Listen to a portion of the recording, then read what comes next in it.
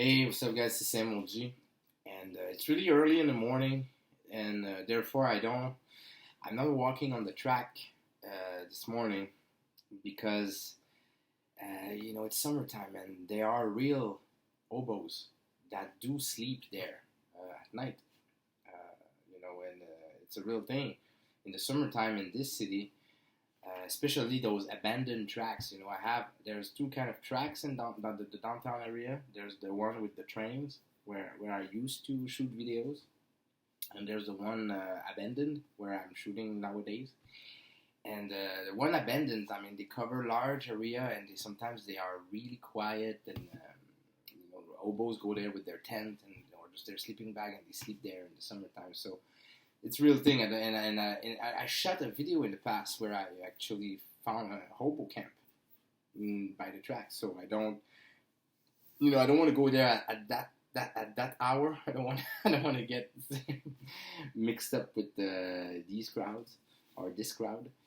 So yeah, so I'm gonna stay home today for those videos. I have a lot of video I want to make today, and I have a lot of time since it's really early. So let's get at it. So the first one, which is going to be the easy one, is the Vincent Baker's article. I think that this article, I don't like this article for many reasons. So the first reason, basically, is that I think that I will agree with Ivan Mike 100%. He's creating a false dichotomy. Kind of like forcing us to play his game. No pun intended, in the sense that this is not an RPG theory article. It's a rant. It's a rant disguised as an RPG theory article. It's a rant against people who call RPGs D&D. It's basically a rant about this cultural phenomena or common sense or generalization that people use when they say, I play D&D. I play role-playing games. D&D. And it's like, no, it's not D&D. It's different games. That's basically what he's trying to say. And he's kind of like beating a dead horse here. This is the topic that has been discussed by him and people over the Forge in the early 2000s, almost 20 years ago now. It's like, why are you still talking about that? But not the new things that he's bringing new words. He wants to keep it polite. He wants to keep it politically correct. Maybe more than that. He even want to keeps it conceptual, right? And it's okay. So let's play his game. He gives two definitions. He separates the pie in two, and he says, okay, let's play in these two categories. The first one is essentialism. I will give you the definition. Essentialism is the idea that deep down, all RPGs are the same game. It's the idea that different RPGs aren't different games. They're different approaches or tools you can use to play what is essentially the same game. So RPG essentialism is basically that RPG is one thing. And we know that it's not. We already know that it's not.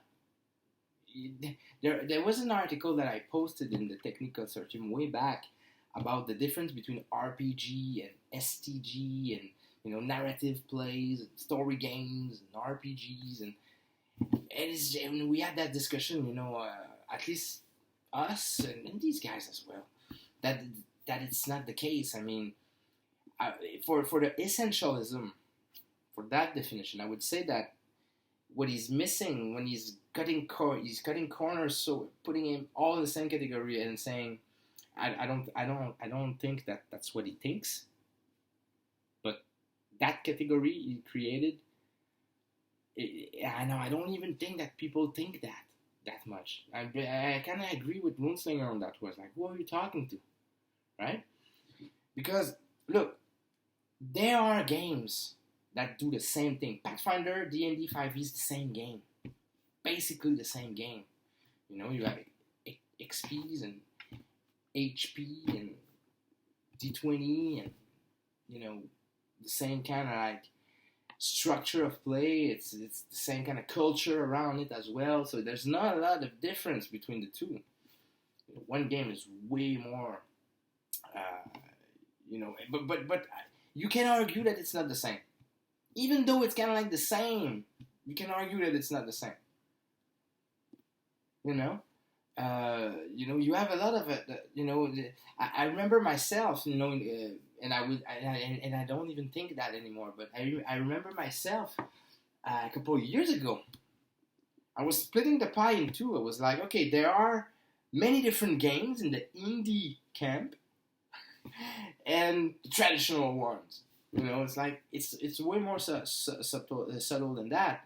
And but there are games in the hobby that you can put in the same category that are really, I don't have, for lack of a better word, I would call them traditional, where, you have XP, you have some kind of an AC system, some kind of a die roll that skill base, and the GM does everything. You don't really have a prompt for you to role play your character more than the sheet, and so you can find these games and put them in the same category, and you have like big like categories of games that does that. But you also have role playing games, and I'm not talking about STGs, because STGs, the story games, completely different animal, I would say. And there's a super great article for that. So when he's saying essentialism, is that basically you're doing the same thing, so you have different tool to do the same thing. I don't think it's a really useful way to approach it, because even if we want to go down to the concept of role playing, which he doesn't really do, but I think that's what he wants to do. It's different. All right, so if you take a game like Inheritance from Luke Crane, it's not really like a LARP, but it's almost like a LARP that you do around a table. You can do it around the table. You can stand up, play it in your living room, and it would work. But it would work around the table probably as well. It's roleplay heavy. You have it's kind of like part of the design that you play your character. If you play a game like D&D or even Call of Cthulhu or Shadowrun or whatever, like more traditional game, it's role-playing game. It's around the table. You can stand up and all that, but it's not the point. It's around the table. But you always have some players who don't role-play much. They don't change their voice. They don't change their attitude. They mostly just go by the stats. And there's always going to be a player like that in the group, or someone who is more on that side where he doesn't roleplay much, doesn't change the voice, doesn't change his tone, doesn't change his body language, doesn't change anything about what he does. So it's basically just, he has motivation, maybe not, but might have motivation, and he have dices and stuff, and he's role-playing his sheet. Right, but he's not really role playing the same way that So just in the role playing, the idea of a tabletop role playing game, there's just the idea of role playing in itself. That role playing as a concept, as a practice, as a craft, it's completely different. A game with a prompt like Pendragon we discussed recently will accent the role play, because they are prompt for role play. D&D 5e, no prompt for roleplay. Not much. Shadowrun, not much. Right? You have stats. A lot of stats, no problem. You have characters, you have classes, but they are not prompt by design to make you roleplay more. So, same game, different tools. But let's play his game. Let's keep going. So, essentialism. This one I wholeheartedly don't agree. Exceptionalism is where does he give the? It doesn't really give a great definition. So I'm gonna say it's basically that you have games, and role playing games, even though he calls it games, are not games. Exceptionalism. So it's basically that RPG are its own thing, different than other games. It's not like games. So it's basically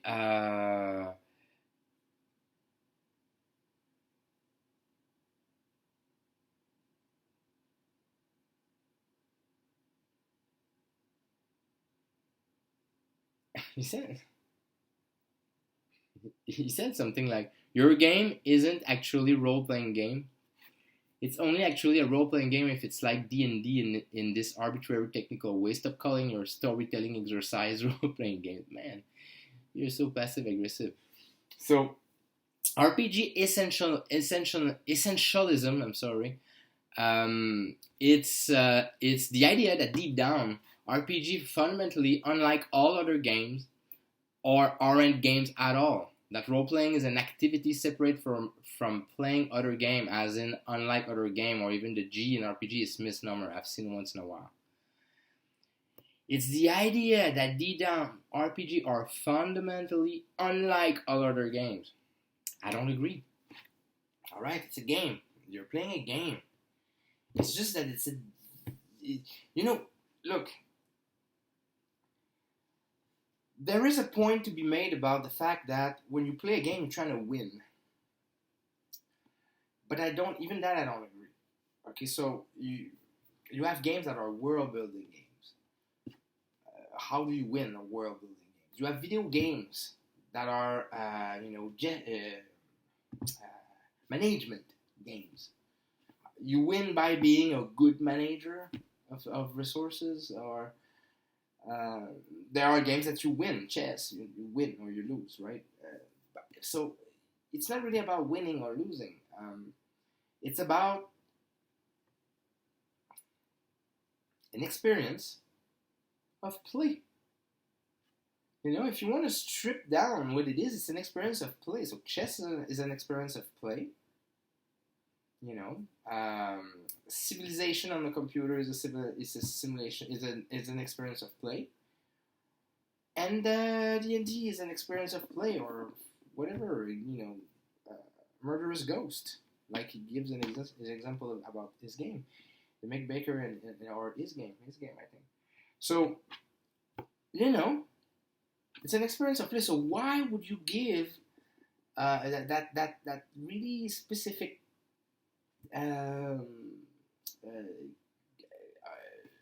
category where RPG are like this special snowflake? I don't understand. It's really weird. So that's the reason why I think he's making a point. He's making these categories just to make a rant about the people who put everything under the umbrella of D&D. So, for example, when he says, one of the strangest ideas to me in RPG thinking is the idea of your ideal RPG. The RPG that if you had it to play, you wouldn't need any other. The idea of your favorite RPG, I totally get. I have a couple of favorite video games, blah, blah, blah. But I'm going beyond the idea of your favorites here. The idea of trying to find the ideal RPG I'm talking about is trying to find the ideal route to the singular RPG, the ideal tool for doing the essential RPG thing. We're trying to find the best way to use for us to play D&D, or if not D&D, the best way for us to play the single game that we all, that we think all RPGs are secretly are. And then he gives the idea of Murderous Ghost. And so, okay, so why would you like to find the ideal something? Just in general. There's no ideal something. There's never been in anything. Everybody knows that. It's kind of like a common sense thing that you get,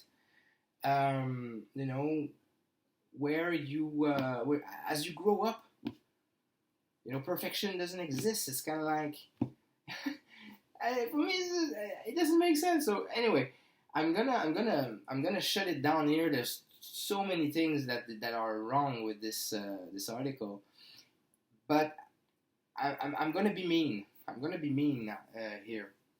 I love the guy. All right, I like reading his games. They are commentaries as well.